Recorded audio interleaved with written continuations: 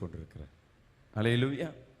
உங்கள் வாழ்க்கையில் ஸ்ட்ரகிள் ஆகுறீங்க, உங்கள் வாழ்க்கையில் பிரச்சனை வருது, உங்கள் வாழ்க்கையில் குழப்பம் வருகிறது அப்படின்னாவே போதும், நீங்கள் செய்ய வேண்டிய காரியம் ஒன்றே ஒன்று தான். அல்லேலூயா. இந்த வசனத்தை நல்லா படிக்கணும், இந்த வசனத்தை மனப்பாடம். ஆண்டவரே, என் வாழ்க்கையை, என் பாதையில் வெளிச்சத்தை உண்டு பண்ணுங்க. உங்கள் வாழ்க்கையில் முதலாவது டார்க்னஸ் உண்டு பண்ணிடுவான். பாதையில் என்ன பண்ணிடும்?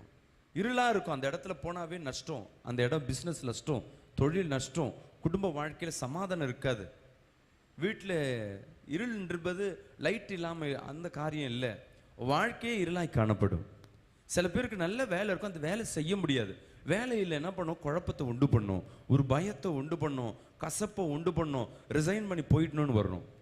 தொழில் பண்ணும்போது நீ எடுத்திருக்க தொழில் நல்ல தொழில் தான், லாபம் இருக்காது, இல்லை பிஸ்னஸில் முதலீடு இருக்காது, உடனே எண்ணங்கள் ஓடும்,